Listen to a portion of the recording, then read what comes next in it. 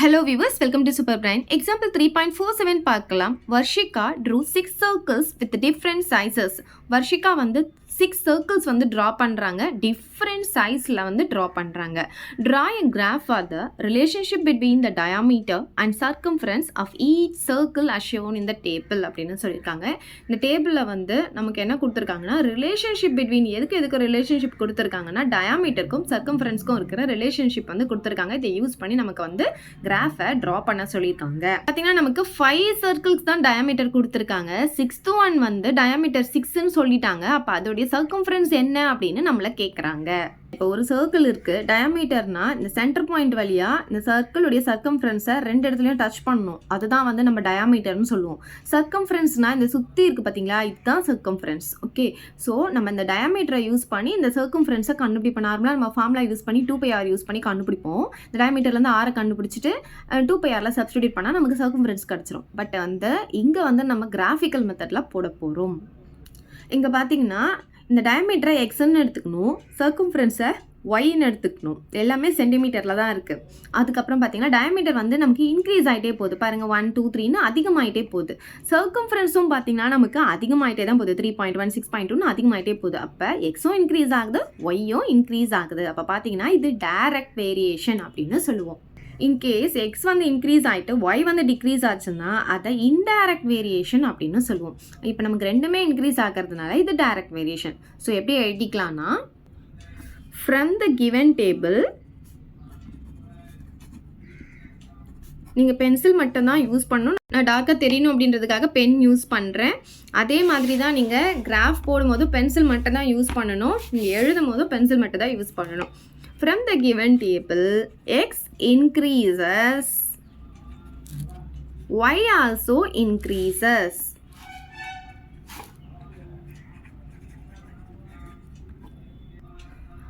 ரெண்டுமே இன்க்ரீஸ் ஆகிறதுனால இது வந்து direct variation. therefore it is direct variation அப்படின்னு எழுதிக்கலாம்.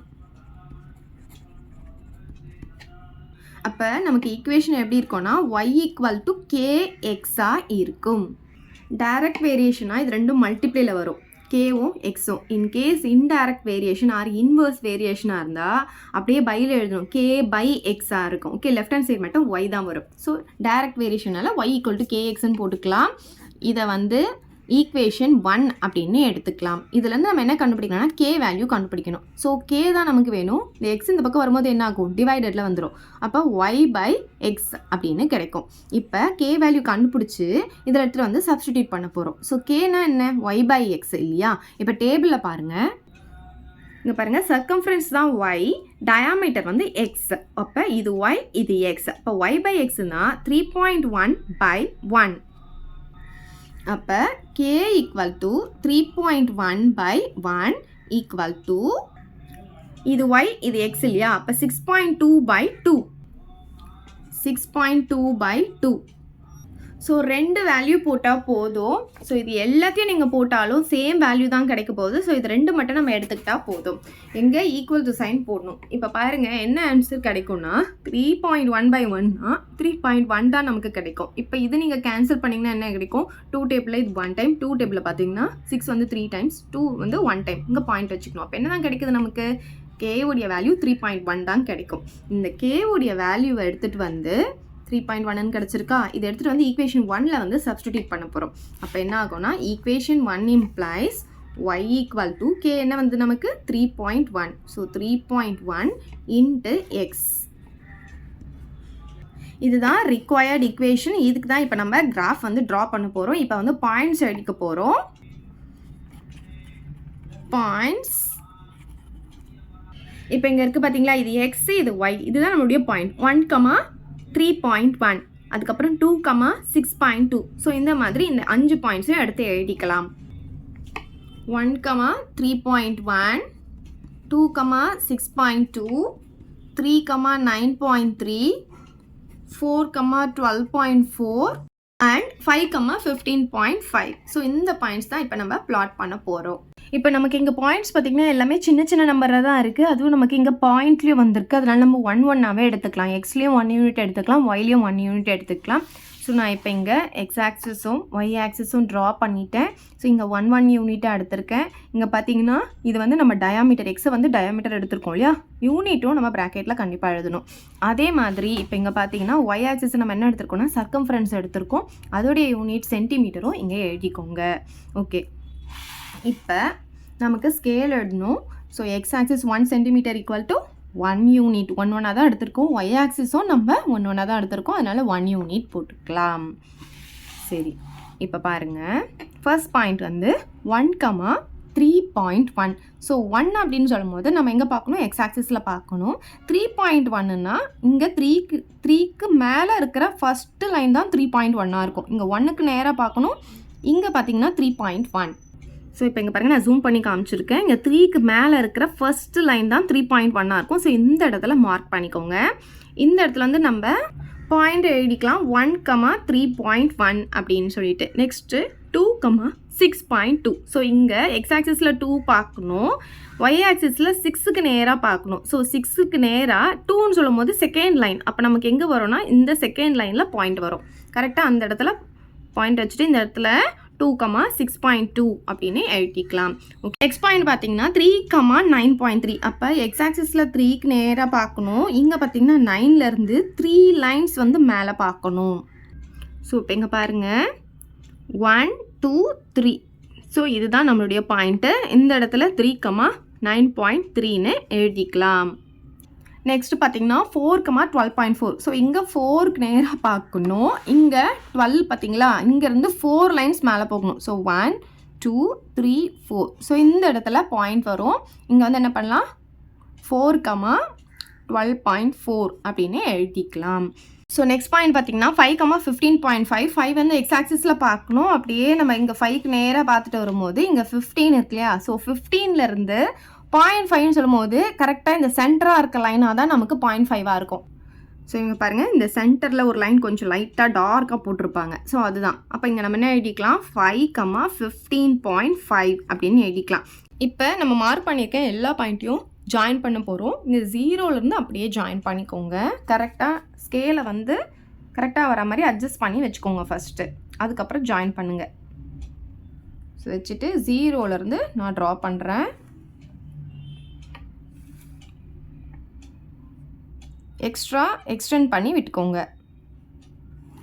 இங்கே வந்து ஏரோ மார்க் போட்டுட்டு இந்த லைனுக்கு நேம் எழுதணும், கையோடு எழுதிடுங்க. எந்த நேம் எழுதுறீங்கன்னா இங்கே நம்ம போட்டிருக்கோம் இல்லையா, லாஸ்ட் ஈக்குவேஷன் 1லேருந்து கண்டுபிடிச்சிருக்கோம் இல்லையா, அதை எழுதிக்கலாம். y = 3.1 × x. ஸோ இங்கே எழுதிக்கோங்க, y = 3.1 × x அப்படின்னு எழுதிக்கலாம். இப்போ நமக்கு கொஸ்டின் என்னென்னா, டயாமீட்டர் 6ஆக இருக்கும் போது சர்க்கம்ஃபரன்ஸ் என்ன அப்படின்ட்டு கேட்டிருந்தாங்க. அப்போ நம்ம என்ன பண்ணோம்னா, இப்போ இதில் இங்கே 6 பார்க்கணும். டயாமீட்டர்னால் எக்ஸ் ஆக்சிஸில் எடுத்துருக்கோம் இல்லையா, இவங்க 6லேருந்து டாட்டட் லைன் அப்படியே நம்ம போட்டுகிட்டே வரணும், இந்த கிராஃபை டச் பண்ணுற வரைக்கும் போடணும். ஸோ இதை இன்னும் நல்லா எக்ஸ்டெண்ட் பண்ணிக்கோங்க, அப்போ தான் அது வந்து நமக்கு இன்டர்செக்ட் ஆகும். எக்ஸ்டெண்ட் பண்ணிவிட்டு ஏரோ மார்க் போட்டுக்கோங்க. இப்போ பார்த்தீங்கன்னா நமக்கு இங்கே 6லேருந்து நம்ம டாட்டட் லைன் போட்டுக்கிட்டே வரணும்.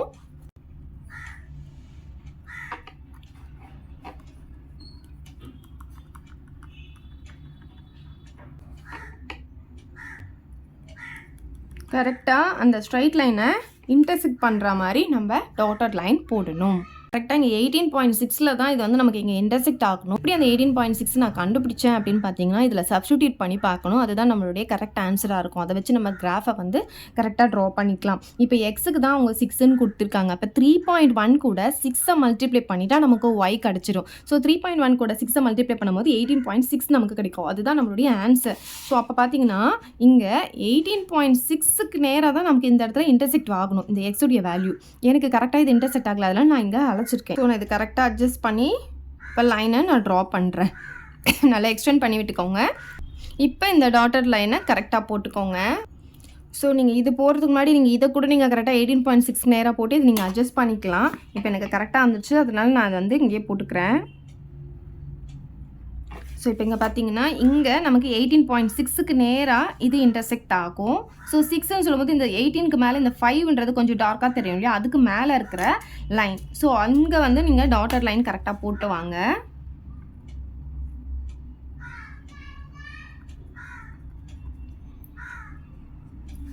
இந்த இடத்துல நமக்கு கரெக்டாக இன்டர்செக்ட் ஆயிருக்கு. அப்போ நம்ம இங்கே என்ன எழுதலாம்னா 6,18.6 அப்படின்னு எழுதிக்கலாம். இதுதான் நம்மளுடைய ஆன்சர். இது கரெக்டாக வர மாதிரி நீங்கள் அட்ஜஸ்ட் பண்ணி போட்டுக்கோங்க. ஸோ நமக்கு எக்ஸ் வேல்யூ கொடுத்துருந்தாங்க, அதனால் ஆரோ மார்க் இப்படி போட்டுக்கோங்க. இங்கேருந்து நம்ம ஒய் வேல்யூவை கண்டுபிடிச்சிருக்கோம்.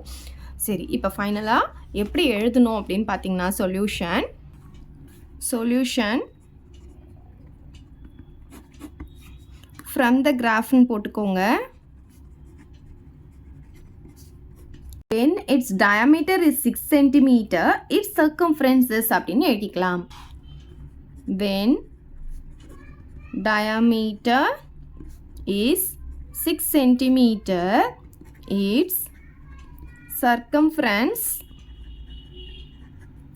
is, இப்போ நமக்கு எவ்வளோ ஆன்சர் வந்தது? 18.6 cm கிடச்சிது. ஸோ இதுதான் ஃபைனல் ஆன்சர். அவ்வளோதான் இந்த சம். எதாவது டவுட் இருந்தால் கமெண்ட் பண்ணுங்கள். உங்கள் ஃப்ரெண்ட்ஸ்க்கும் இந்த வீடியோவை ஷேர் பண்ணுங்கள். மறக்காமல் நம்ம சேனலை சப்ஸ்கிரைப் பண்ணிக்கோங்க. தேங்க்யூ. இந்த வீடியோ உங்களுக்கு பிடிச்சா லைக் பண்ணுங்க, ஷேர் பண்ணுங்க. இது வரைக்கும் நம்ம சேனலை சப்ஸ்கிரைப் பண்ணாதவங்க சப்ஸ்கிரைப் பண்ணிடுங்க. மறக்காம பக்கத்தில் இருக்க பெல் பட்டனையும் பிரஸ் பண்ணிடுங்க.